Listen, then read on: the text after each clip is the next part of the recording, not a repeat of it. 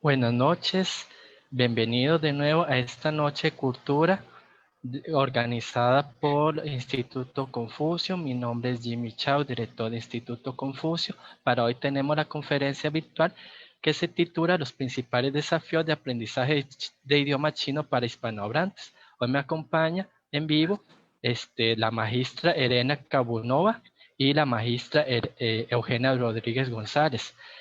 La magistra Elena Kabunova posee una maestría en formación de culturas orientales y africanas con énfasis en lenguas de Asia y África, del Departamento de Estudios Orientales de la Universidad Estatal en San Petersburgo. Ha cursado estudios de posgrado en el Instituto de Lingüística de la Academia de Ciencias de la Federación Rusa, Instituto de Lengua de Beijing y en la Universidad Nacional Pedagógica de Taipei. Su disertación magistral desarrolla las características comparativas de la construcción gramatical de 4 diferentes tipos de lenguaje: chino, ruso, inglés y japonés. Ha publicado sobre lingüística contemporánea y ha participado en conferencias científicas en San Petersburgo y Moscú. Posee una amplia trayectoria y experiencia laboral en áreas de la enseñanza de chino en Costa Rica, y actualmente está investigando sobre las diferencias estructurales del sistema gramatical de chino y español. La magistra Eugenia Rodríguez González es la asesora nacional de mandarín, portugués y francés. Ha hecho estudios superiores en la Universidad Nacional a Distancia y Universidad Latina en lengua francesa, literatura y lingüística y psicopedagogía. Ha participado en numerosos procesos de formación internacional en Francia y en Canadá en áreas como didáctica y evaluación en lengua extranjera, formación de formadores y habilitación para las pruebas DELF en Costa Rica.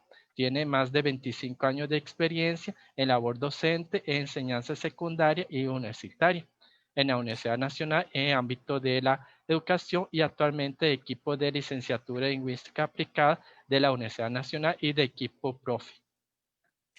Proyecto dirigido a la investigación y la producción de recursos para la enseñanza de francés. Ha participado en numerosos talleres, seminarios, congresos nacionales e internacionales en campo de la didáctica de francés y de marco asociativo. Ha participado también en equipos de trabajo de diseño y producción de recursos didácticos para enseñanzas de francés a nivel local e internacional, y también participa activamente en la Asociación Costarricense de Profesores de Francés. Entonces vamos a proceder a escuchar la conferencia que se titula Los principales desafíos de aprendizaje de idioma chino para hispanohablantes, a cargo de la magistra Elena Kabunova. La magistra va a tener 30 minutos para su presentación y luego vamos a tener un comentario de la magistra Eugenia Rodríguez, y ustedes pueden enviar sus preguntas por el chat de nuestro Facebook Live de Instituto Confucio. Muchas gracias. Voy a ceder la palabra a la magistra Elena Kabunova. Buenas noches. Hola, muchas gracias. Es un gran honor, siempre un gran honor ser invitada por la parte de dirección del instituto. Permítanme agradecer a todo el equipo del Instituto Confucio de la Universidad de Costa Rica por su labor, entrega y liderazgo en el área de promover el idioma y cultura china en Costa Rica y en general en la región de América Central. 大家好，请先让我为孔子学院院长、管理与教学人员致敬。感谢你们邀请我参加周五中国文化论坛的活动，同时向在座各位表示热烈的欢迎。Es un gusto dirigirme a ustedes para compartir mi experiencia en... Perdón. ¿Cómo comparto el link?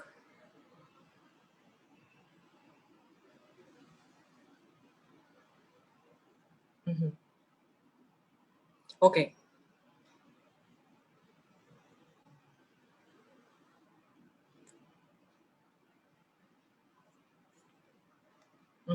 Es un gusto dirigirme a ustedes para compartirles mi experiencia en el área de la enseñanza del idioma chino en Latinoamérica. El enfoque tiene por objetivo explorar las dificultades y retos a los que enfrentan los hispanohablantes en el proceso de aprendizaje, con el fin de ofrecerles las técnicas y herramientas necesarias para facilitarles este proceso de la transición bilingüe. En realidad, aprender un idioma extranjero no tiene relación alguna con el talento para los idiomas. Tras oírme hablar en ruso, inglés y chino, muchas personas están convencidas de que tengo esta capacidad políglota. Lo que no han visto muchos es el tiempo, es todo el esfuerzo y el tiempo que he dedicado para literalmente, para el estudio, literalmente hackeando idiomas. No existe el talento para los idiomas.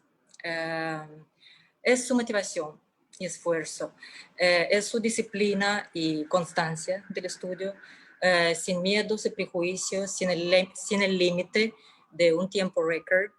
El problema de muchas metodologías aquí está en ofrecer las promesas falsas de un aprendizaje sin esfuerzo al estilo de los crash course o implementar mucha gramática desnuda con su monotonía de las estructuras gramaticales sin fin. La clave para comprender los mecanismos de adquisición lingüística fue descubierta por Noam Chomsky, el padre de la lingüística moderna, uno de los pensadores más citados en la actualidad. Según él, todos los idiomas comparten una gramática universal, innata, gramática innata.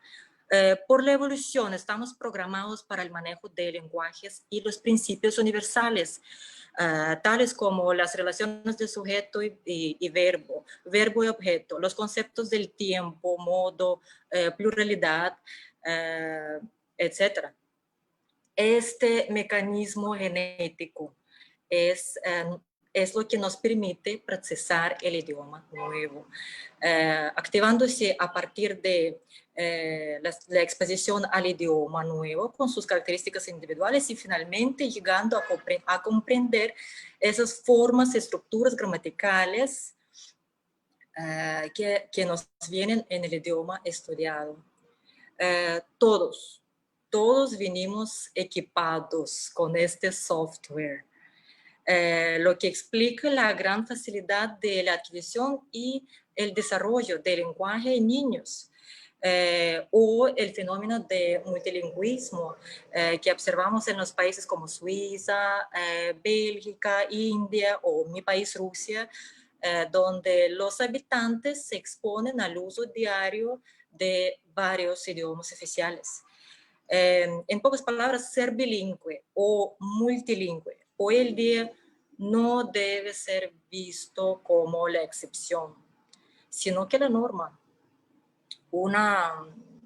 Si gustan, una realidad a nivel global. Me preguntan si todos tenemos la capacidad para lenguajes, sin importar el grado de la dificultad.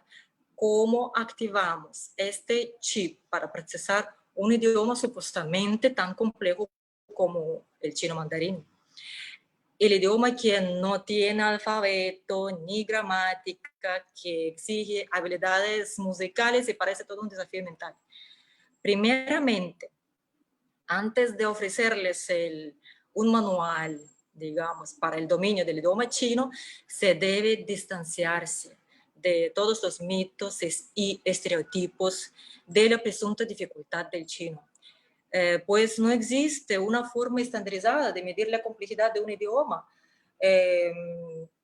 El problema por lo general se radica en la amplia diferencia tipológica existente entre el chino como un idioma analítico y lenguas romanas, en nuestro caso el idioma español como un idioma sintético, caracterizado por su abundancia de elementos gramaticales.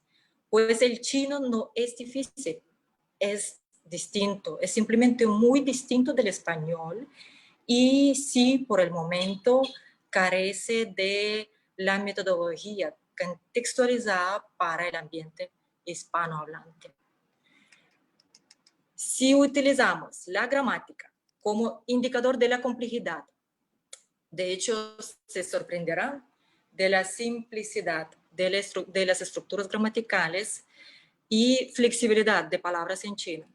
Aquí las palabras están libres de marcas morfológicas para las categorías de número, género, tiempo, aspecto, modo. Cero conjugaciones, declinaciones y flexiones, como los observamos en español o en francés o en portugués. En chino, mandarín, los tiempos verbales, el caso o número se determinan a través del contexto y la posición de la palabra en la frase, lo que yo llamo la suerte de idiomas analíticas, ya que se evita todo el aburrimiento, me perdonan, por un sinnúmero de reglas gramaticales y sus excepciones. Por ejemplo, en español memorizamos numerosas formas del verbo ver. Ver, veo, ves, ve, vemos, más de 30 formas para un verbo, ¿verdad? En chino se aprende la única forma, kan, la función de la cual se interpretaría con la ayuda del contexto y en el caso, si necesario, los complementos, como los adverbios de tiempo, ayer, pronto, aún, aún no, verbos complementarios como querer hacer algo, necesitar hacer algo, o si está bien, partículas complementarios de tiempo, en el caso si es necesario, en el caso si no tenemos presentes ningunos marcadores en el contexto que nos indican que estamos hablando de una acción en el pasado o que está pasando en el momento actual, etc. En español diferenciamos entre maestro, maestra, maestros, maestras. En chino, la palabra lao shi variaría su significado dependiendo del contexto y, de nuevo, su posición en la frase. Es decir, en comparación con español, si vemos los ejemplos, el chino es algo tal que así, yo querer leer libro o leer libros, porque ahí dependiendo del contexto vamos a saber si estamos hablando del sustantivo en la forma singular o plural, o sonaría como ustedes gustar leer libro o libros de nuevo, ¿verdad? Y en el caso de maestros, ahí sí, dependiendo del contexto veríamos si estamos hablando del maestro o la maestra, o si los tenemos en la forma plural, que ahora están leyendo el libro. Bueno, en el contexto del libro es obvio, es más posible que se refiere a un maestro, ¿verdad? Lo que sí, el género, ahí sí no se indicaría el contexto o simplemente lo traduciríamos de ambas maneras. Pues, de lo curioso, al cambio se hace imposible explicar la variedad de las formas del pasado en español o inglés, de pretérito indefinido, pretérito definido, etcétera, etcétera, los chinos, ¿verdad? Casi misión imposible. Efectivamente, esta flexibilidad morfológica de las palabras en chino, que lo vimos, se recompensa con el orden de palabras en la frase bastante estricto y inmutable. Es decir, el sujeto siempre precede al predicado, sea predicado utilizando las formas del verbo, como en el caso de la oración 我们学习汉语, lo que en español lo traduciríamos como nosotros estudiamos el idioma chino. Al igual que en español, sujeto va a preceder al verbo. Misma estructura, sujeto, verbo, objeto, que lo observamos en español, en inglés, en francés, ¿está bien? Aquí normalmente cuando se hablan de las frases, de las reglas básicas del orden de la frase, se hablan del verbo activo. Lo que sí en mi práctica docente, aquí mismo incluimos las estructuras con el verbo shi. que funcionan igual del verbo ser en español. Por ejemplo, en los casos cuando en la función del predicado tenemos sustantivo, como en las frases, ellos son compañeros, ellos son mis familiares, él es mi amigo, etc. Pues este shi es, el uso de este partícula, verbo shi, es obligatorio para que el sustantivo que va en la función del predicado del verbo, el que no tenemos, bueno, el que va en la función de shi, que lleva este valor predicativo a todo el derecho. De la misma manera, el adjetivo para que funcione como predicado de la oración va a requerir el uso de la partícula gen. Esas tres estructuras, normalmente al explicarlos ya podemos manejar la gramática básica, explicando el orden de la frase sujeto, verbo, objeto, digamos a nivel básico, HSK1, ¿verdad?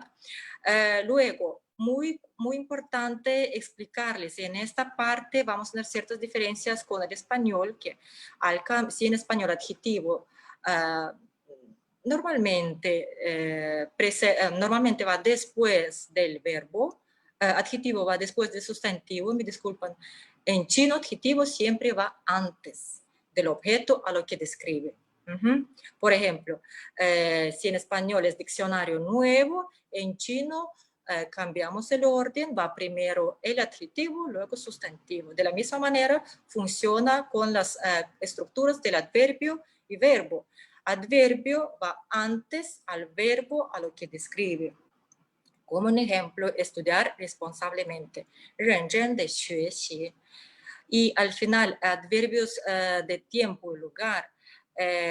Lo que siempre digo a mis alumnos, si tienen adverbios de tiempo y de lugar, de modo, vienen en mucha variedad. Así que si tienen dudas y no saben a dónde colocarlo en la frase, menos riesgo sería colocarlo justo después del sujeto, antes del grupo del predicado.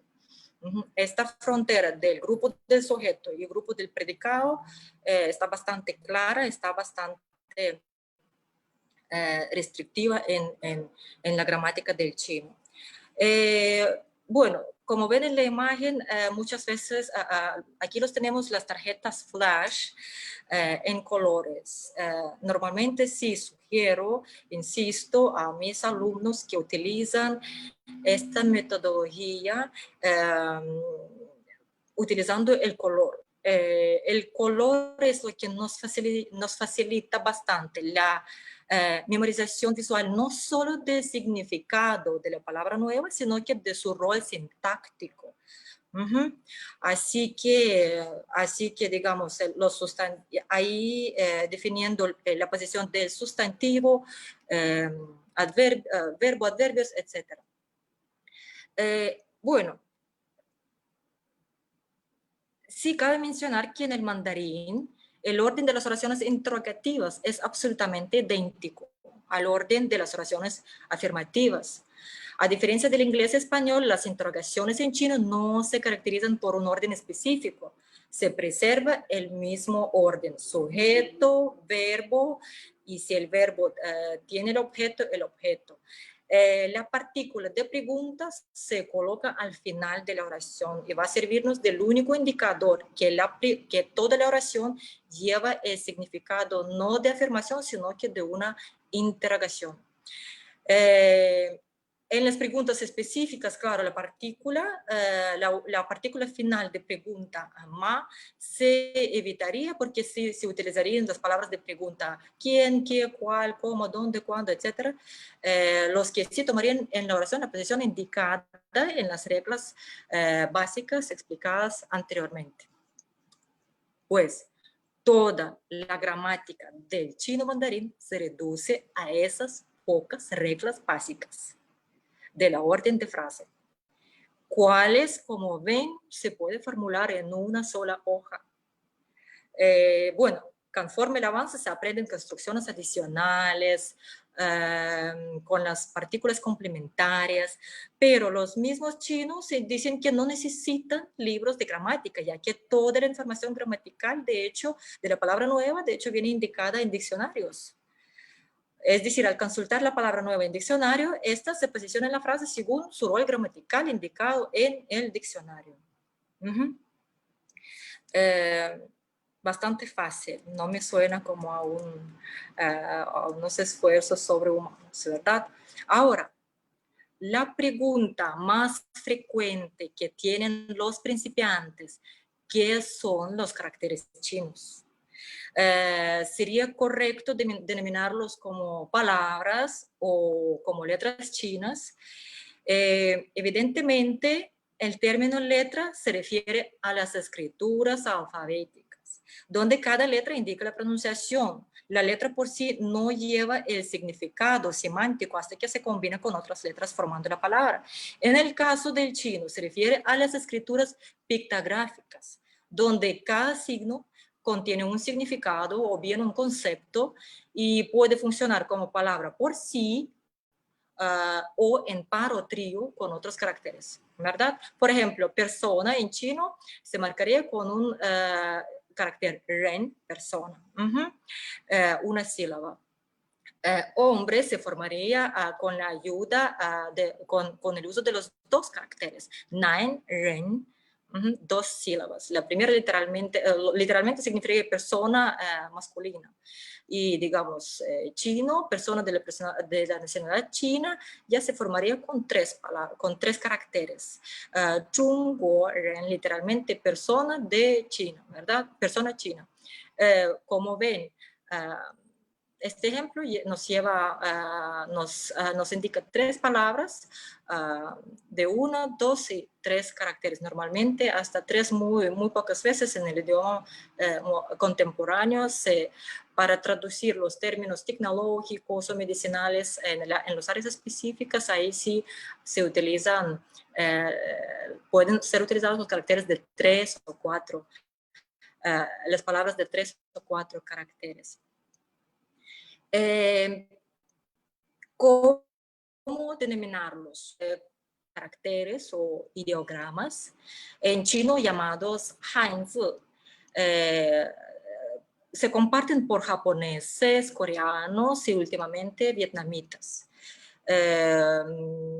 Como ven, los 28 letras del abecedario español, aquí en el caso del mandarín se acceden a la dimensión de aproximadamente 47,000 caracteres. El hecho que deja a muchos en el estado de shock. En realidad, el vocabulario activo incluye mucho menos. El conocimiento de 3 a 5,000 caracteres ya nos permite una buena competencia lectora. Y 500 caracteres más usados, de hecho, ya cubren casi 80% de cualquier texto en chino. Les tengo otra buena noticia. Los caracteres actuales vienen en sus formas simplificadas y pueden contener de 1 a 25 trazos en su estructura.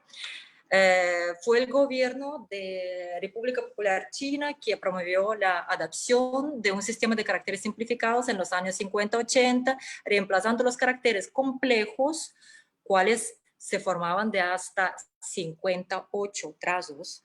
Al final, reemplazándolos por sus formas más simplificadas, de 1 a 25 trazos, al final resolviendo el problema del analfabetismo de cientos de miles de personas en China.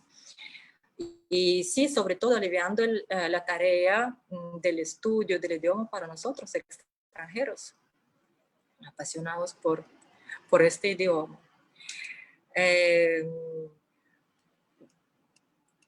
Pregunta, ¿cómo es posible escribir los caracteres que pueden llevar de hasta 10, 20 trazos? Para occidentales, los aspectos de la escritura china presentan la mayor dificultad desde el inicio y durante todo el proceso del aprendizaje. ¿Cuáles son las estrategias?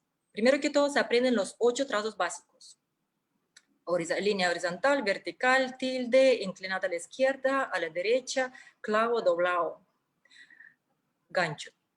8 trazos básicos. En la base de esos 8 trazos básicos se escribe el carácter en el orden fijo de trazos. Una de las reglas principales, el carácter siempre se escribe de arriba para abajo, de izquierda a la derecha.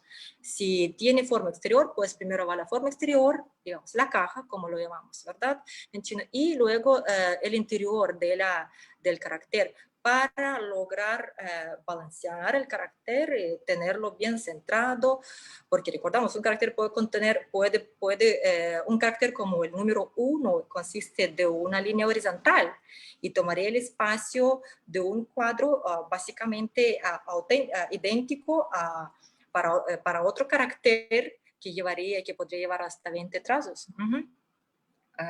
Pues trazos básicos, orden de trazos. Y sí, muy importante hablar de la técnica de pincel, que como ven en la imagen, normalmente es históricamente, bueno, ahorita usamos bolígrafos, ¿verdad? Pero históricamente tenemos que recordar que los caracteres se escribían con pincel y tinte, utilizando papel de arroz, que es mucho más fino del papel que usamos el día de hoy.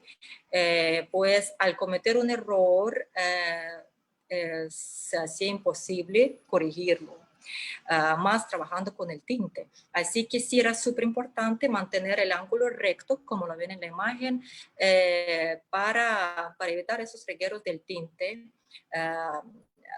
durante la sesión de caligrafía.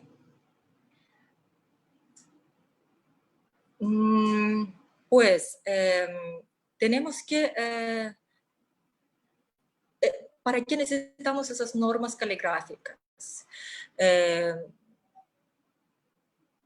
Esas normas son básicas porque no solo afectan el aspecto final del carácter en la caligrafía manual, sino que un error leve en el ángulo del trazo o convirtiendo un trazo vertical a un inclinado o al revés, resultaría en un error ortográfico.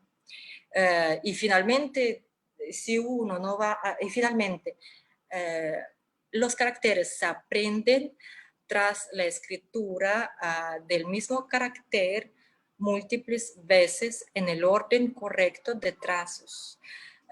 Es la única manera de memorizar el carácter chino. En el caso de la alteración de orden de trazos, la diferencia se notaría.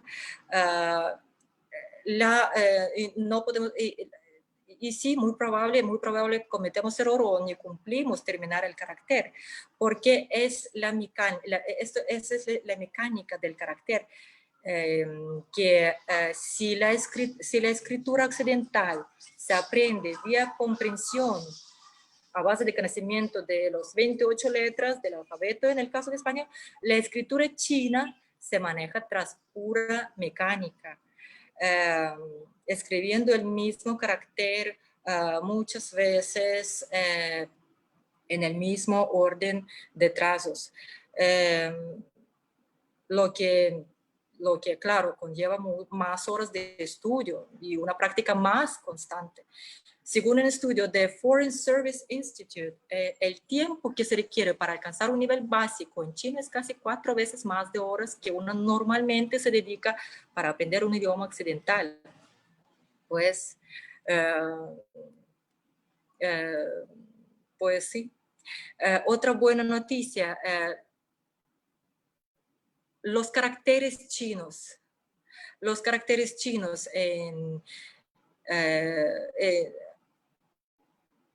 cada carácter lleva su pronunciación en pinyin. Literalmente el pinyin significa sonidos de deletreo. Es la equivalencia más aproximada al alfabeto fonético del chino y uno de los principios para la organización de caracteres en diccionarios en el orden alfabético de A a Z. La introducción del sistema Pinyin fue el invento del Zhou Youguang, el lingüista que por cierto fue él quien guió la reforma de simplificación de caracteres y fue él que revolucionó la metodología de enseñanza del idioma chino, transcribiendo los caracteres en letras del alfabeto romano, el sistema Pinyin como lo conocemos hoy. Pues el día de hoy, la transcripción en Pinyin nos ayuda a buscar los caracteres en diccionarios, nos posibilita la entrada rápida en los teclados de los teléfonos celulares y computadoras y ayuda a adaptar el sistema de braille, ya que utiliza las letras latinas. Sin obstante, el Pinyin no reemplaza los caracteres. El error común de muchos principiantes es asumir la posibilidad de aprender chino estudiando solo en Pinyin, según ellos ahorrando el tiempo que uno dedica para memorizar los caracteres. No. Más tarde les explico por qué. Además, hay que recurrir al Pinyin con mucha precaución. La pronunciación de unas letras en Pinyin no corresponde con sus sonidos en español. Aquí no vamos a dar todo el curso completo de la fonética china, ¿verdad? Nos acentuamos solo en los sonidos más problemáticos que hemos experimentado en nuestros cursos del chino chino básico para hispanohablantes. Los consonantes que se pronuncian con aire y sin aire. En español, las consonantes B, D, G son sonoras, lo que el error que tienden a repetir los alumnos al ver en Pinyin la pronunciación de las palabras con esas consonantes B, D, G. En realidad se pronuncian parecido a las sordas P, T, K del español.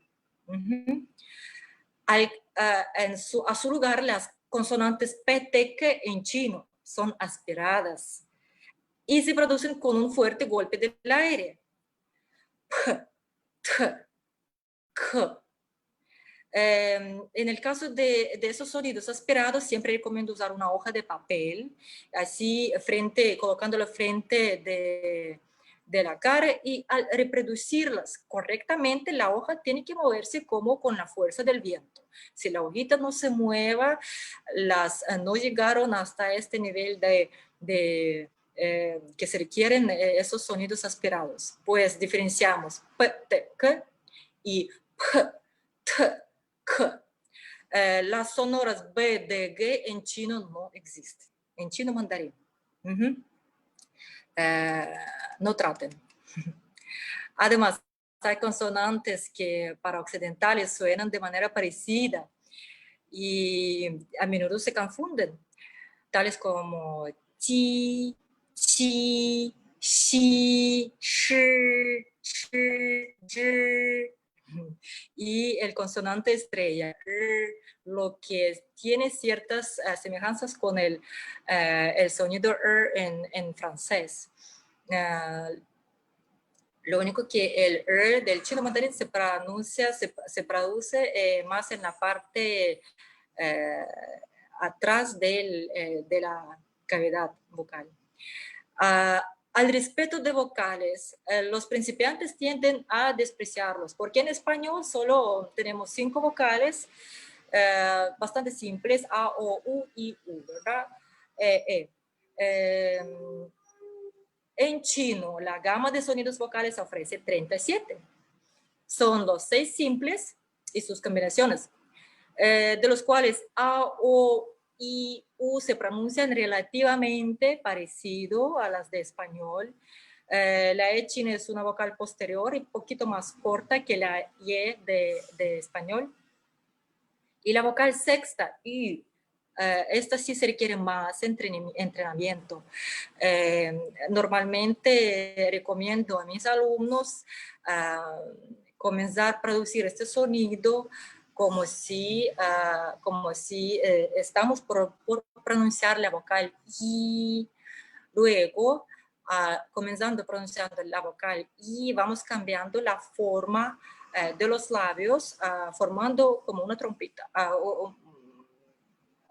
trompeta, al querer pronunciar el sonido U.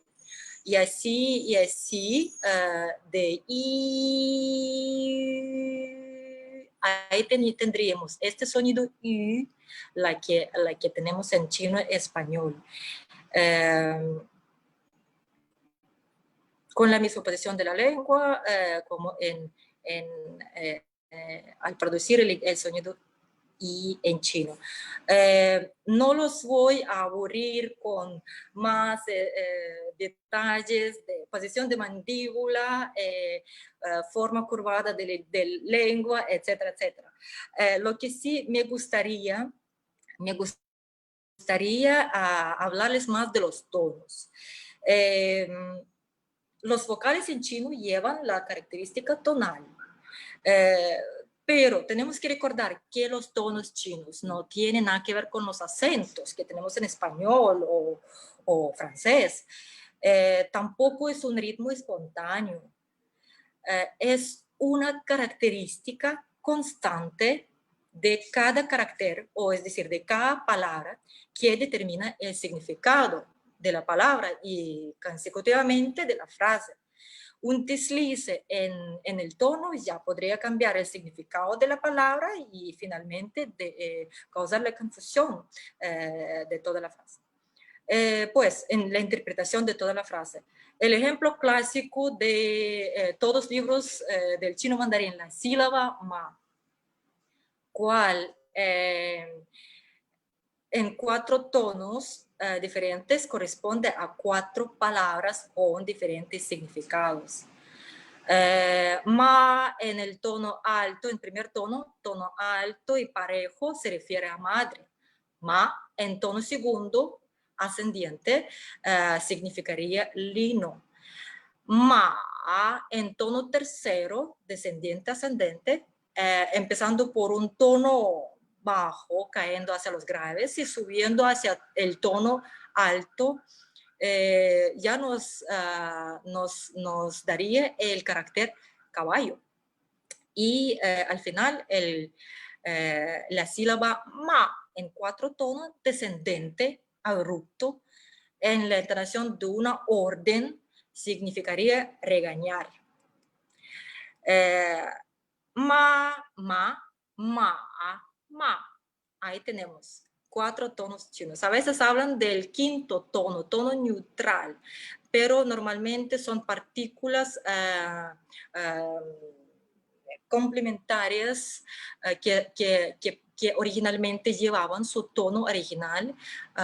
Luego, conforme con el tiempo, perdían y no llevan ninguna, actualmente no llevan ninguna característica tonal. Pues sí, aquí la excusa sordo los tonos no se aplica. En realidad nadie es. Al contrario, seríamos incapaces de identificar y reproducir acentos, expresiones, interacciones en español, expresarnos emociones de ira, sorpresa, exclamación, interrogación, etc. Los tonos chinos pueden parecer a un obstáculo insuperable, una misión imposible, pero en realidad, con las herramientas y la práctica constante, se logra la mecánica de los tonos y la pronunciación correcta. Como tal, se recomienda aprender primero el primero y tercer tonos, con lo alto y lo bajo del sonido, y luego el segundo y el cuarto tonos con su variación ascendente o descendente. Así, de esa manera se aprende con más facilidad en este conjunto, primero con el tercero y el segundo con el cuarto. Varios estudios de la fonética china sugieren equivalencias melódicas entre los tonos del chino y la entonación española, señalando que si española de una respuesta con énfasis hasta exclamación bajo un estrés será similar al primer tono del chino. Si el segundo tono equivale al tono de una pregunta en español o la expresión de asombro, ¿sí? La pregunta sí de incredulidad tendrá una entonación parecida al del tercer tono. Y por último, una afirmación taxativa o una pregunta nos daría un valor aproximado de la pronunciación del cuarto tono. Sí, sí, ma. Pues sí, normalmente sí les sirve de ayuda a los principiantes en los aspectos de los tonos. Muy importante siempre pronunciar las palabras en voz alta. Lo que ayuda a reproducir los sonidos y tonos a la perfección. No tengan miedo, vergüenza, vayan imitando, fijando en los gestos faciales, afilando los oídos, con el fin de apropiarse del idioma, inclusive hasta crear su propia voz china. Digamos, Selena hablando ruso, pasé una voz, ¿verdad? Ahí vamos con más melódica. Cuando hablamos chino, español, ya vamos con más gestos y interacciones espontáneas, más improvisadas. Se puede aprender chino estudiando palabras en pinyin. Como pretenden ahorrar el tiempo muchos principiantes al inicio. El problema de la dificultad de comprensión oral no es algo que solo afecta a los extranjeros que estudian chino. Muchos chinos se enfrentan problemas de comprensión del lenguaje oral, debido a que en China se hablan más de 50 dialectos, cuales son mutuamente ininteligibles entre ellos. Es decir, he aprendido por varios años el mandarín Putonghua, pero al encontrarme con una persona del sur que habla Hakka o cantonés, muy improbable que podría entender, porque incluso, por ejemplo, cantonés tiene tiene diferentes sistemas fonéticos, inclusive tiene hasta 6 tonos. Dialectos del chino sí se aprenden como otros idiomas. Lo único que los une sería la escritura de caracteres. Luego, la diferencia entre leer un texto escrito en caracteres y el mismo texto, y el mismo en pinyin, totalmente diferente, porque la lectura en caracteres, la comprensión, vamos comprendiendo casi instantáneamente, mientras en pinyin, viendo sílabas que vemos, la misma sílaba ma o la misma sílaba shi puede tener como mínimo 4 variaciones de fonéticas, ya en escritura, claro, tomaría más tiempo debido al problema de homofonía. Pues sí, el problema de homofonía sí puede causar mucha ambigüedad si tenemos, si vamos a escribir el texto en pinyin, no en caracteres. Inclusive las palabras homófonas de la misma pronunciación pueden conllevar muchas supersticiones. Tal vez saben que el número 4 en chino es homófono a la palabra muerte, con la única diferencia en el tono, bueno, en la escritura. Pues el número 4 en la cultura china se asocia con la muerte o mala suerte, hasta el sentido que los pisos en edificios pasan del tercero directamente al quinto piso. Pues no buscan el botón del cuarto piso en elevadores. Van primero, segundo, tercero, luego cinco, quinto, sexto, etc. El cuarto piso, ¿por qué? Porque nadie estaría alquilando las oficinas ni comprando apartamentos en el piso cuarto. Mala suerte. Al contrario, los números 8 y 9 son los más solicitados y más caros para placas, números de teléfono. Pues 8, pero su pronunciación se parece a la palabra fa, prosperidad. Y 9, chio, con la palabra chio, eternidad. Pues homofonía sí es problema bastante serio y sí que ser presente en el idioma. Luego, claro, al no conocer el carácter en pinyin, al no conocer la pronunciación del carácter en pinyin, tendríamos que buscarlo por su escritura, por la cantidad de trazos, y ahí tendríamos que recordar los 8 trazos básicos, por la raíz o radical, ahí tendríamos que saber los radicales principales que forman caracteres. Y sí, no olvidamos que caracteres chinos,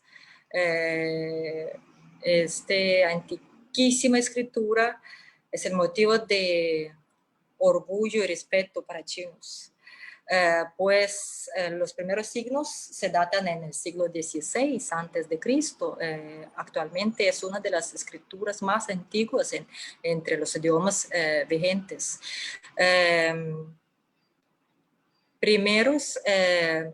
Los primeros signos se encontraban en los caparazones de tortugas y huesos de animales, siglo XVI. Luego en China medieval en la bronce, metal, eventualmente en seda y papel de arroz. Los primeros signos sí presentaban unas imágenes, pictogramas. Sol, pues sol se parecía a la imagen del sol, el árbol, montaña, eran objetos, a veces eran conceptos. Con el tiempo esos dibujos primitivos de objetos y elementos evolucionaban a ideogramas y ideofonogramas, expresando ideas mediante los caracteres existentes. Un ejemplo de ideograma sería la combinación de los caracteres mujer y niño. En el carácter hao, bien bueno. Uno de los primeros caracteres que se aprenden en el curso de chino básico, ya que vienen en la parte de saludo, ni hao, que literalmente significa usted, estás bien. El saludo, ¿cómo estás? Pues este carácter hao está compuesto de dos pictogramas, mujer y niño. En la parte de abajo pueden apreciar la imagen, cómo se desarrollaba el carácter desde los tiempos de China antigua hasta el día de hoy. La escritura no ha evolucionado mucho, no vemos muchos cambios siempre cercanos a mismas características. Mujer con niño, pues gráficamente, mujer con un niño sentado en su regazo, ha pasado a significar bien, bueno, puesto que el niño en el seno de su madre implica la armonía, la paz, buena fortuna. Es decir, la Madonna Lita de Leonardo da Vinci en su interpretación caligráfica.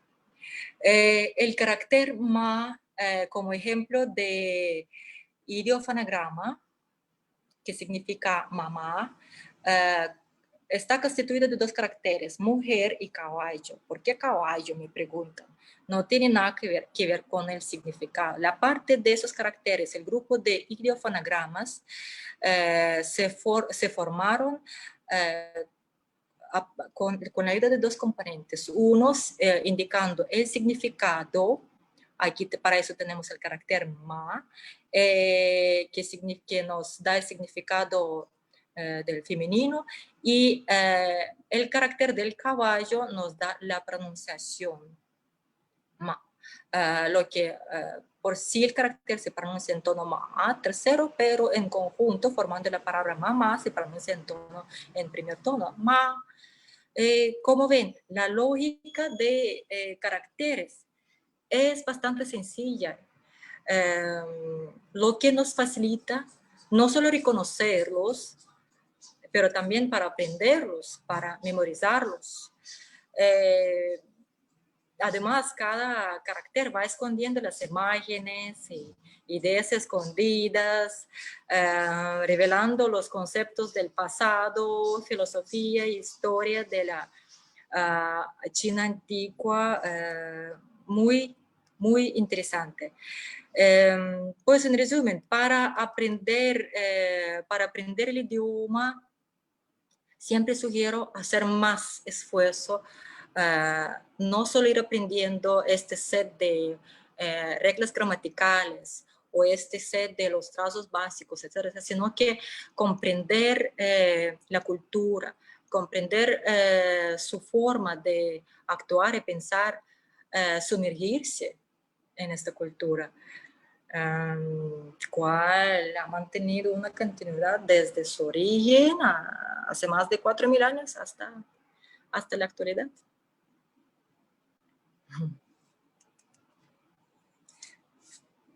Aquí estamos. Keep calm and yes you can. Muchas gracias, Serena, por la excelente conferencia. Muy interesante esta comparación entre español y chino y la importancia de los tonos, la caligrafía, la norma de caligrafía y la simplicidad que tiene chino, mandarín, sobre todo en lo que respecta a la gramática. Ahora voy a ceder la palabra a Eugenia, que nos va a hablar un poco de las políticas lingüísticas o el proyecto que existe a nivel de Costa Rica de Aprendemos Mandarín. Muchas gracias. Gracias. Buenas noches a todos. Encantada de compartir con ustedes. En primer lugar, pues un enorme agradecimiento a mi colega Jimmy Chao y al Instituto Confucio por esta invitación, y felicitar a la doctora también por esta exposición que también me ha aclarado a mí en lo particular muchos elementos interesantísimos del idioma que no conocía realmente y que me parece sumamente ilustrativo para todos. Soy Eugenia Rodríguez y trabajo para el Ministerio de Educación Pública en la Dirección Curricular.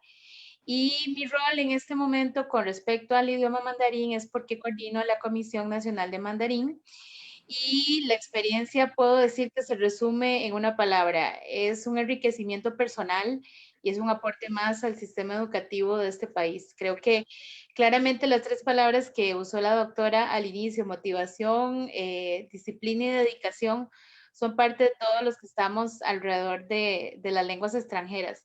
Y creo que ahora, sobre todo en el siglo XXI, estos chicos, estos jóvenes, estos chiquitos que están desde la edad preescolar hasta los más grandes, pues claramente necesitan de estas herramientas de la comunicación, y los ponen en un clic en cualquier parte del mundo, con cualquier cultura y con cualquier lengua. Estas herramientas de la es importante para nosotros en cualquier parte de la pública reconocer que estamos haciendo un esfuerzo por ofrecer a los ciudadanos del siglo XXI, dentro del concepto de la política educativa y la política curricular actual, abrirles a ellos puertas al mundo de la diversidad, al mundo del multilingüismo, que claramente la doctora lo señalaba, como una imagen que no tiene que ser difícil, tiene que ser más bien por querer, tiene que ser algo donde yo persevero, donde yo estudio, donde yo me incluyo en esa cultura. Para entender la cultura del otro tengo que entender también mi cultura. Entonces creo que es parte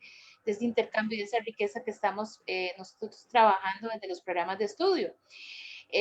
Básicamente, todo el mundo sabe en este país que el programa de inglés y francés son los programas que están establecidos oficialmente junto con el italiano.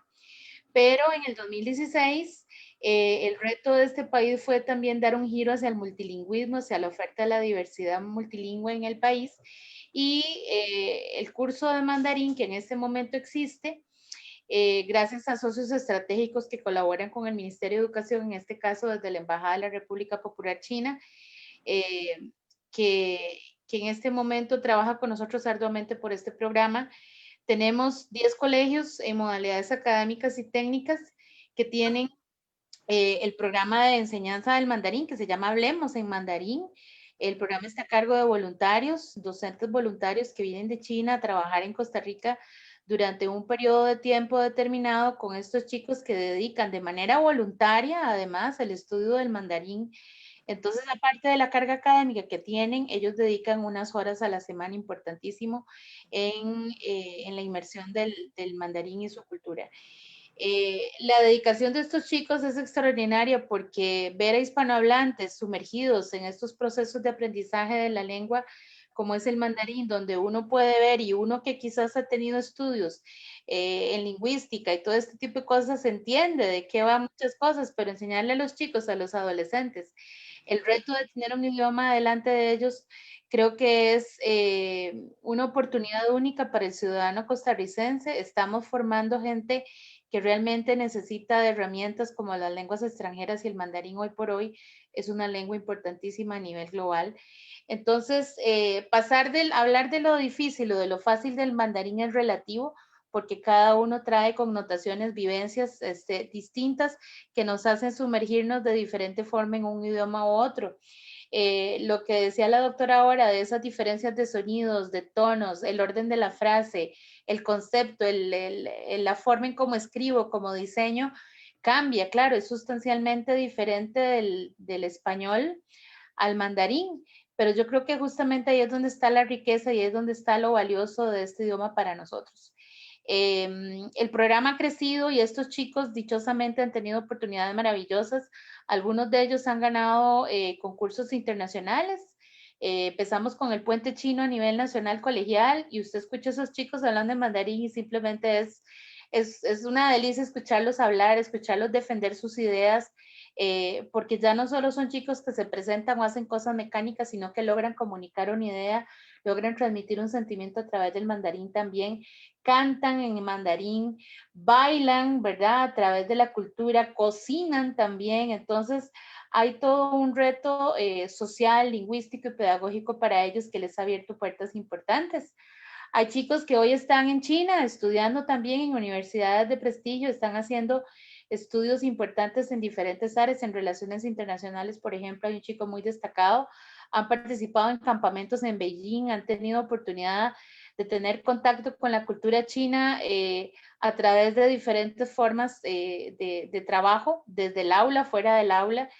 Hoy lo que queremos es que el programa pueda poquito a poco ir creciendo. Sin embargo, bueno, la situación del país este año nos ha puesto también un reto muy importante porque pasamos de la presencialidad a la educación a distancia de un idioma como el mandarín y de todo el sistema educativo. Y aún así, en la enseñanza a distancia, el curso de mandarín se ha mantenido. Estos chicos siguen estudiando, siguen preparándose. El nivel de certificación de estos chicos en lengua mandarín también ha sido un éxito. Tenemos chicos que han logrado hacer los exámenes de certificación de Hanbang y ellos han obtenido certificación en YCT, y tenemos chicos que han hecho el HSK también con gran éxito. Entonces, esto ha sido como un trascender no solo del estudiante, sino que ha permeado en la comunidad educativa, ha permeado en las familias, en el sistema educativo también, y somos, creo que, un ejemplo de que cuando se quiere, se puede. Hay un proceso y se le da un seguimiento muy cercano a los estudiantes, a los docentes voluntarios se les da mucho apoyo también, y sin lugar a dudas todo lo que se invierte en estos programas es para justamente dar mejores oportunidades. Son programas pertinentes. Igual tenemos programas de portugués, existe un modelo en alemán.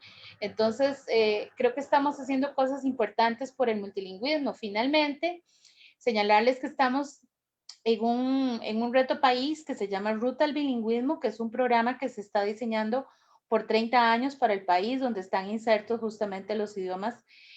Y hoy no podemos hablar de un idioma, tenemos que hablar justamente de una oferta multilingüe importante, y creo que este tipo de encuentros cada vez son más necesarios para que la población tenga la oportunidad de apreciar lo que se hace desde el ámbito del Instituto Confucio, del ámbito de los académicos, del ámbito de la educación pública. Sé que en la educación privada también el mandarín ha surgido como una oferta muy importante para las diferentes comunidades. Quisiéramos llegar a más comunidades educativas.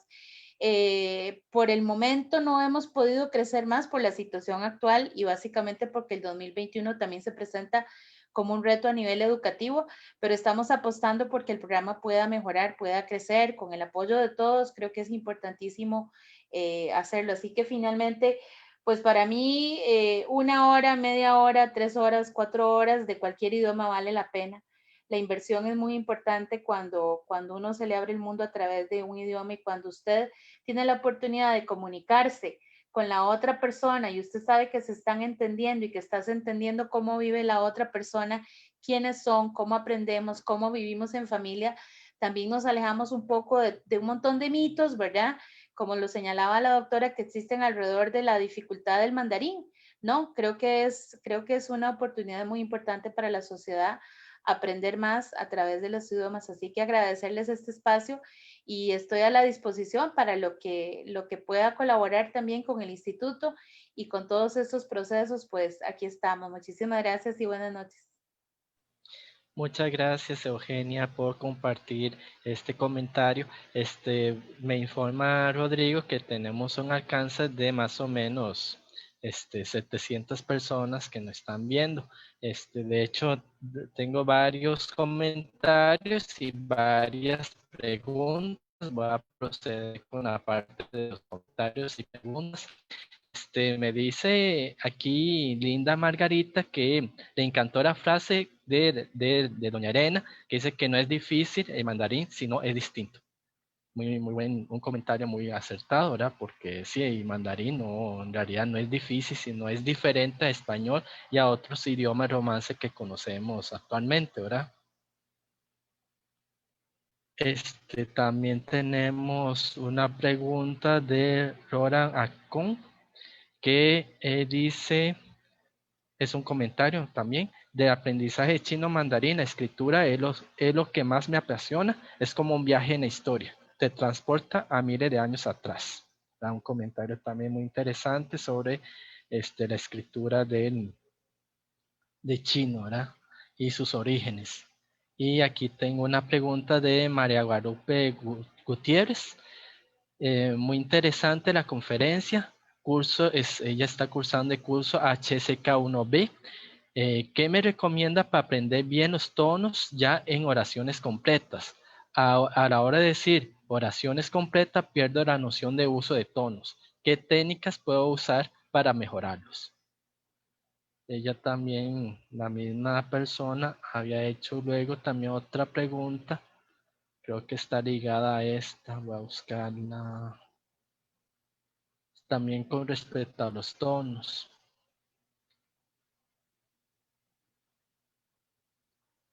Si sería esta, sí. No sé si doña Arena nos puede responder esta primero. ¿Qué recomienda para aprender los tonos en las oraciones completas? A la hora de decir las oraciones, pierdo la noción de uso de tonos. ¿Qué técnicas puedo usar para mejorarlos? Bueno, muchas gracias, doña María, por su pregunta, por su comentario. Como he dicho en mi presentación, eviten las expectativas excesivas. Uno, no solo en el caso del chino mandarín, sino que en el caso de cualquier idioma nuevo, siempre van desde las bases, paso a paso.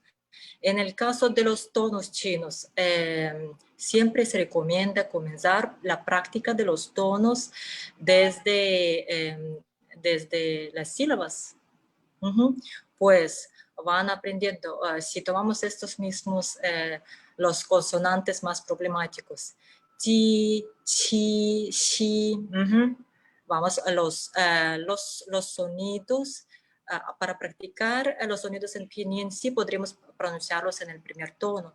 Luego pueden ir improvisando sin importar el significado, cómo traducirían palabra ti, digamos, en el primer tono, ti en el segundo, ti en el tercero, ir pronunciándolos en cada uno de los 4 tonos.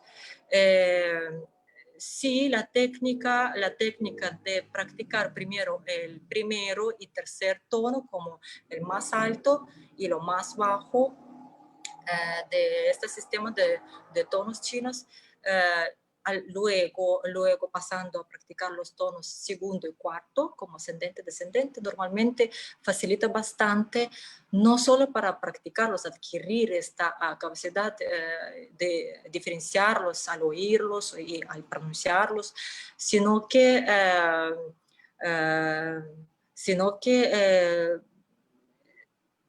sí no confundirlos, porque al inicio es bastante, puede ser poco abrumador, porque nuestros oídos no están acostumbrados a tanta variedad tonal.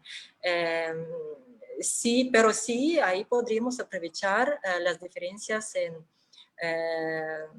expresiones, como he indicado en mi presentación, equivalencias melódicas de varias expresiones de asombro, que nos dan ya equivalencia del segundo tono, ma, suena exactamente igual como el que, la pregunta ¿qué del español? Que, ahí tenemos la ascendencia en el tono. O el sí afirmativo y corto, inclusive poco abrupto. Sí, esta es la tonalidad del cuarto tono, ma, sí. Perdón, sí, en español, ¿verdad? Ahí sí me salen los consonantes del chino. Ok, y si cuando tenemos dudas, ahí, bueno, sí, tal vez esta es la tonalidad muy, muy parecida al tono tercero del chino. Lo que sí, el tercer tono normalmente no causa problemas para los principiantes. Lo que sí, el primer tono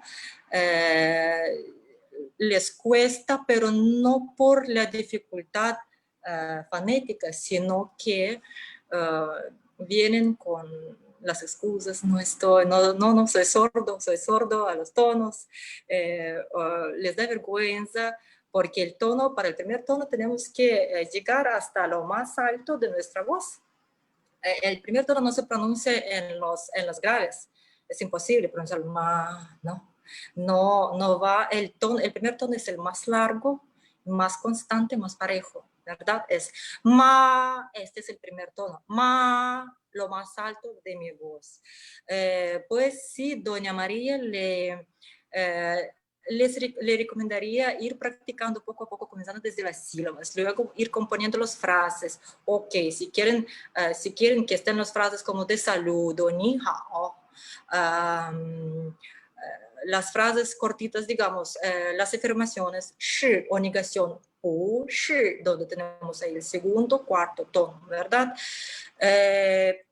Zaijian, hasta luego. Vaya. Lo que los hispanohablantes tienden de pronunciar, no solo hispanohablantes, ahí los que manejan idioma inglés también tienen que pronunciarlo a la manera de bye, la intonación ascendente, ¿verdad? Pero esta palabra se pronuncia en 2 sílabas, ambos en tono cuarto, descendente. Zai, tien. El problema al pronunciar las sílabas y luego, eventualmente, las frases completas, ocurre cuando les toca a pronunciar 2 tonos segundos o 2 tonos cuartos, porque como es, el segundo va de lo más bajo hasta lo más arriba, voy pronunciando He Ping, La Paz, ¿verdad? He Ping, ambas sílabas van en el segundo tono, ascendente. Sonaría bastante intenso si voy He Ping, de lo más alto, He Ping, de lo más bajo, lo más alto.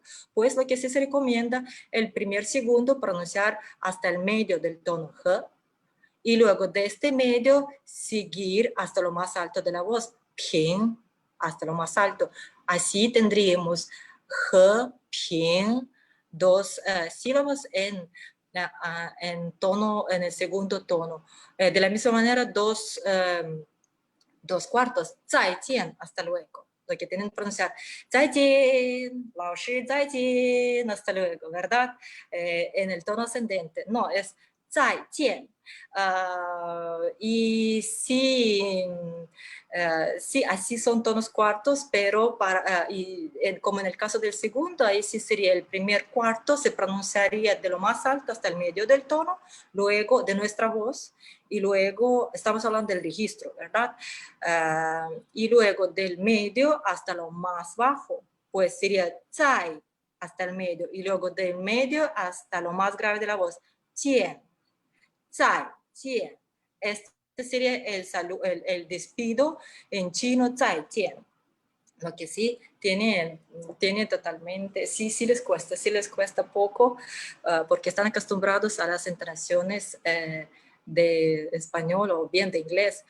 Lo que sí me encanta cuando, normalmente sí, durante 2-3 meses mis alumnos aprenden con estas técnicas y estrategias, se les felicita bastante el aprendizaje de los tonos, de los consonantes principales, vocales, sobre todo vocales, ¿verdad? Sobre todo todo el sistema de sonidos. Y lo más curioso es verlos, escucharlos 3-4 meses después, normalmente son cursos básicos de 4 meses, ya hablar en español con ciertas tonalidades, ¿verdad?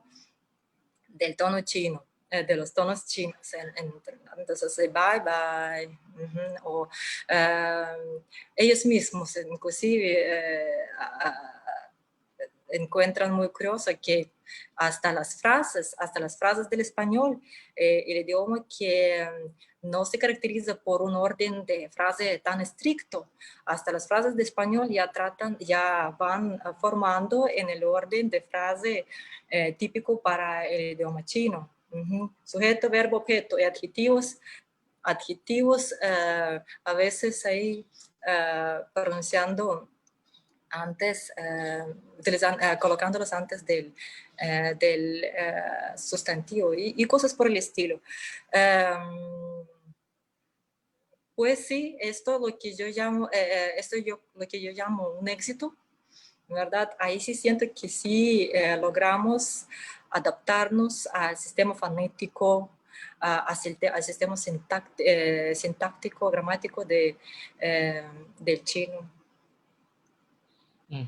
Muy bien, también tengo aquí una pregunta de Cristian Castillo Salazar, que ahora dice, ahora que vivimos en una era que cada día es más digital, ¿la escritura a mano sigue siendo la mejor forma de aprender los caracteres? ¿Qué tanto se usa su forma escrita en la vida cotidiana en China? Los caracteres... bueno, ahorita... Claro, si me preguntan del uso en el teclado, en los teclados de los celulares y computadoras, se descargan los varios, bueno, primero que todo sí les sugeriría ir por el chino simplificado, ¿verdad? Luego, en los teclados uno tiene dos opciones, ir utilizando ingresando la palabra por su pronunciación en pinyin. Para eso sí deben saber cómo se pronuncia esta otra palabra correctamente en consonantes, porque si min con la en nasal no escribimos con la G que va al final en pinyin, ahí sí nunca encontraremos este carácter entre las opciones que nos van a aparecer en la pantalla. Ahí saldrían solo las opciones de caracteres que se pronuncian con la N, no la O nasal, min, que es totalmente otra cosa. Entonces, si tienen dudas de la pronunciación de su transcripción fonética en pinyin, ahí sí se escribirían los tonos, se escribía el carácter a mano, manualmente, y ahí sí el sistema más garantizado que el sistema los va a entender si escriben en el orden de trazos, en el orden correcto de trazos. Ahí es cuando necesitamos. Para la práctica de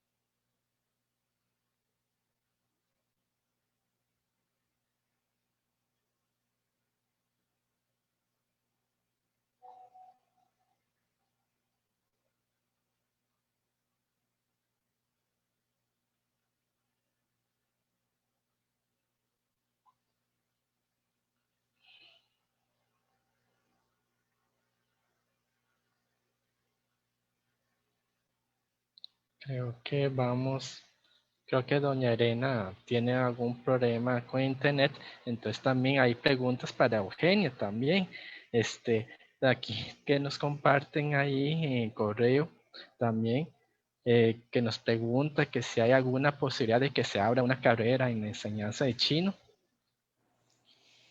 Bueno, de mi parte lo que puedo decirles es que sí hemos hecho esfuerzos con las universidades de este país. Todavía estamos en conversaciones al respecto. Pasa por procesos muy difíciles, sobre todo en los últimos años con el tema del presupuesto, el tema de la creación del perfil docente también, el tema del acceso laboral, pero sí se han visto las posibilidades. No las hemos cerrado del todo, pero es un proceso muy lento. Es un proceso largo, me imagino, por Correcto. parte del ministerio. También otra pregunta que creo que es para Eugenia también, que aquí nos envía, si existe algún procedimiento que hay que solicitar para la apertura de curso de chino en escuela o en colegio. Sí, sí se puede hacer. Lo que pasa es que sí tengo que ser muy clara en ese sentido. Para el año 2021, por el momento, no hay ninguna posibilidad de hacer más apertura de proyecto piloto mandarín. Quizás para el 2022 la situación pueda cambiar, pero no lo descartamos. Los centros educativos que tengan algún interés deben de comunicar por escrito al Ministerio de Educación Pública, al despacho de la señora ministra, al despacho de la señora viceministra o a la dirección curricular del Ministerio de Educación Pública también. Muy bien. Por mientras que doña Elena pueda conectarse, voy a aprovechar para presentarles algunas de las actividades que tenemos en el mes de noviembre, aparte de la conferencia que ya tenemos hoy. Tenemos otras actividades que les puedo compartir. Voy a ver si creo que mejor lo acá.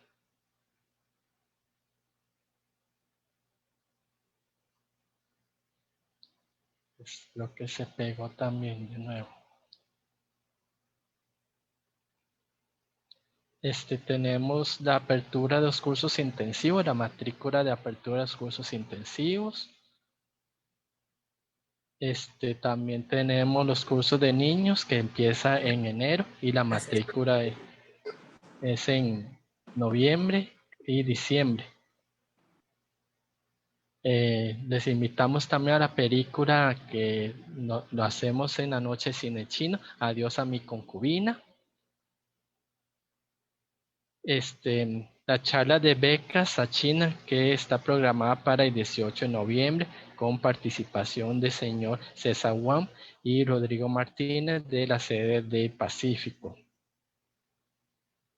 También tenemos la conferencia, el ciclo de conferencias virtuales, Poética Viral, Literatura China desde la cuarentena y su traducción al español a cargo de Vladina Plamenova Dimitrova de la Universidad Nacional Autónoma de México, el jueves 19 de noviembre a las 2 de la tarde.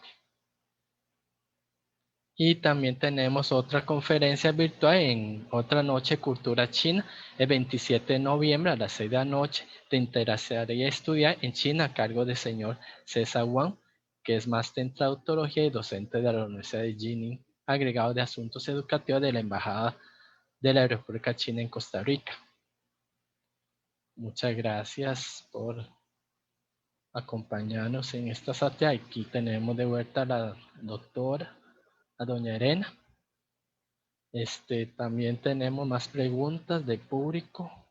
Creo que es para doña Elena también. Aquí nos dice Indy Murray que los caracteres chinos tienen mucho sentido, ¿verdad? Que como le explicó doña Elena, que por la parte de pictograma, ideograma, tiene mucha relación, ¿verdad? Los caracteres chinos. También tenemos una pregunta de Michael Chacón. Si la pronunciación de R tiene similitud con la R de francés o será más similitud con la R de inglés. Creo que se refiere a la R retrofleja de chino, ¿verdad? R. No se le escucha, doña Elena, no se le escucha, tiene el micrófono apagado. Ahora sí, perdón. Sí. Bueno, tendrían que escuchar la R de los chinos de Pekín, ¿verdad? Porque ahí se van realizando cada sílaba. Ni har, ni zui jian zeme yang, ¿verdad? Xiao har, xiao har, ¿verdad? Con la R, pues no me suena igual al inglés. Sería muchísimo más, si quieren, es diferente, es bastante diferente del inglés.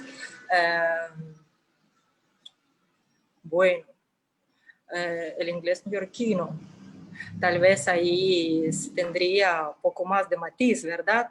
De la R más fuerte, pero no, siempre faltaría mucho. Normalmente los fonólogos sí encuentran más semejanzas de la R del chino con el francés.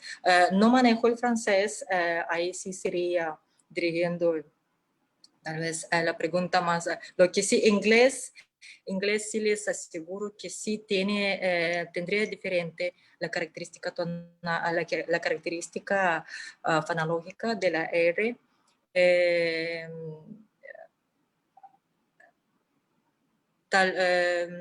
Ven un poco las óperas de Pekín, tal vez, ¿verdad? Ahí sí lo escucharían bastante. En general, no se enfocan, lo que siempre sugiero a mis alumnos, no se enfocan mucho en los libros de estudios. El día de hoy se ofrece una gran variedad de las aplicaciones, desde el Quizlet hasta diccionarios online que facilitan muchísimo la búsqueda de los caracteres, de la pronunciación, inclusive la misma plataforma de Train Chinese ofrece la práctica de los caracteres en su orden de trazos, pues en la pantalla de la manera interactiva va apareciendo trazo tras trazo en el orden correcto todo el carácter hasta completarse. Súper útil, muchísimo, el idioma se aprende de la manera muchísimo más activa, ¿verdad?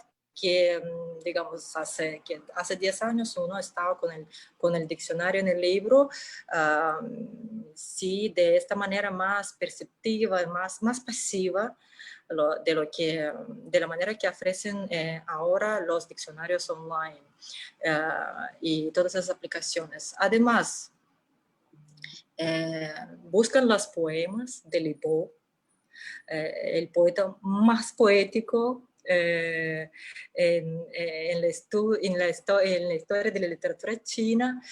Lo bonito de los poemas chinos que es en el tamaño, son bastante cortitos. Normalmente los poemas de Lipo vienen en rimas de 5 caracteres, de 5 o 10 caracteres en cada rima, entonces es súper, las sílabas van prolongando de la manera más para que suene como el poema. Por ejemplo, para que tengan idea, un poema del clásico, el poema clásico que sí han escuchado y sí lo han traducido a todos los idiomas,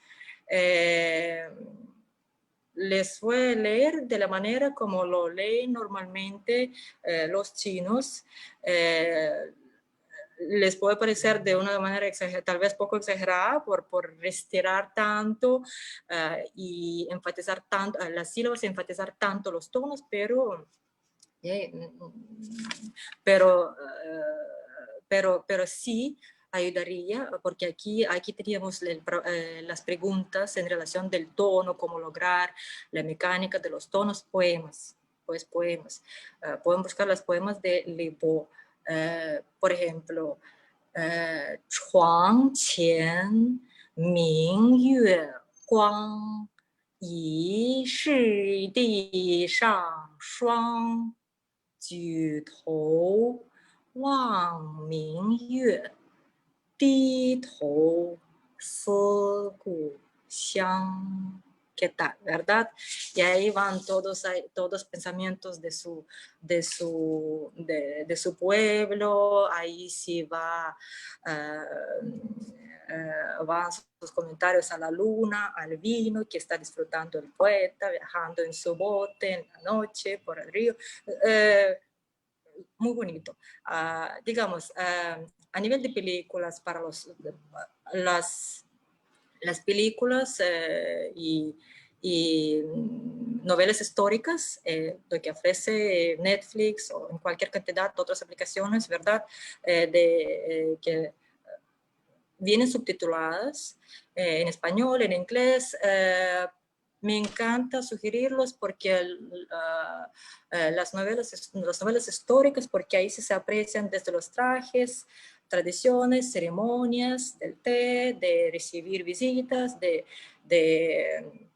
inclusive aspectos de caligrafía, porque sí, todo esto nos ayuda a sumergirse en la cultura y al final aprender a dominar este idioma, aprender a hablar, no solo a hablar, sino que pensar como chinos.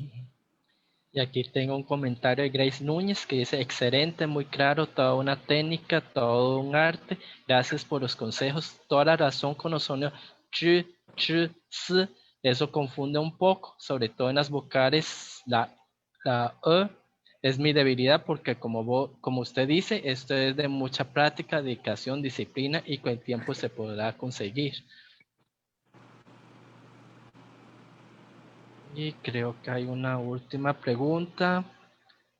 Bueno, Mario Vargas que nos comenta: muchas gracias, muy buena, es difícil, pero hay que ponerle ganas y practicar mucho. Creo que sería esto, las preguntas. Y también hay otra pregunta sobre cuáles estrategias recomienda a los profesores para la enseñanza de la memorización de los caracteres. Pues la mecánica. Pues la mecánica, porque es, bueno, si gustan, es lo más parecido a la técnica cuando aprendemos el manejo de vehículos. Al inicio tenemos que ver dónde está el freno, ¿verdad? El cambio de las velocidades, etc. Al inicio tenemos que acostumbrarnos, ver cuál qué función lleva. Conforme con la práctica, ya uno va interiorizando estos pasos.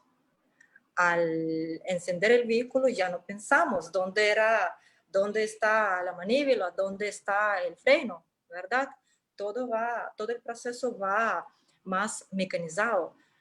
Lo mismo está pasando al momento de ir aprendiéndonos escribir los caracteres. Al inicio vamos aprendiendo los trazos, la escritura correcta de cada trazo básico, ir aprendiendo cada carácter, así por ejemplo como les enseñé en la presentación, el carácter ay, amor, ¿verdad? Que contiene 5, 6, 7, 8, 9, 10, 11, 12, 13 trazos, ¿verdad?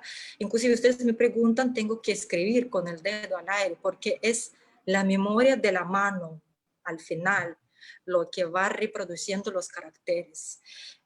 Si me preguntan por uno o el otro carácter, si no tengo lápiz, necesito escribirlo, y esto sí automáticamente, porque se les va a dificultar bastante el proceso si con la escritura de cada carácter ustedes van a ir pensando si faltó algún trazo, o si este era un tilde o era inclinado, o si el carácter de amor que contiene la radical de corazón, si contiene un punto, un tilde o dos tildes, ¿verdad? Entonces estamos hablando de los componentes solo de un carácter. Imagínense en todo el texto compuesto de una cierta cantidad de caracteres. Nos va a cansar, nos va a dificultar muchísimo. Pues al final sí vamos perdiendo la paciencia. Pues desde el inicio les recomiendo esta práctica de la escritura de caracteres en sus repeticiones múltiples, el mismo carácter muchas veces en el mismo orden de frases, porque si se altera la mano ya no va a recordar. Entonces, sí, y al final, además, el aspecto final del carácter no va a salir de la manera como debe ser, ¿verdad? Luego, normalmente lo que sugiero para mis alumnos, al momento de escribir los caracteres, vayan pronunciándolo. Es decir, voy escribiendo el carácter ni, ¿ok? Usted, uno de los primeros que se aprenden a escribir. Voy escribiéndolo trazo por trazo. Mientras escribiendo, voy pronunciándolo. Ni, en el tercer tono. Ni, y tantas veces, cada vez pronunciándolo. Al completar el carácter, pronunciamos. Pues sí, de esa manera vamos aprendiendo a manejar no solo la motora fina, ¿verdad? Sino que al mismo tiempo la fonética y el significado, porque esos son los tres aspectos que forman cada palabra, cada carácter en chino. Al preguntar, cuando decimos cuántos caracteres manejamos, nos referimos a los caracteres que sabemos escribirlos, pronunciarlos y escribir la transcripción en pinyin. Y sabemos qué significa, qué posición en la frase tomaría, si estaría funcionando en el rol de sustantivo o del verbo o del adjetivo. Muchas Pero gracias. sí se logra. Muchas gracias, Serena, por esta conferencia, y también muchas gracias a Eugenia por acompañarnos esta noche. Los invitamos a la próxima Noche de Cultura, que será el 27 de noviembre a las 6 de la noche también. Y si quieren acompañarnos más y profundizar sobre este tema, nos puede acompañar en la próxima mesa redonda, que será en el mes de marzo de 2021. Y muchas gracias por acompañarnos a todos los espectadores que nos están viendo en vivo hoy en Facebook Live de Instituto Confucio. Muchas gracias, buenas noches, y muchas gracias a Irena por acompañarnos en vivo, y a Eugenia, que también nos acompañó en esta conferencia. Muchas gracias. Gracias a usted. 再见。再见。2 tonos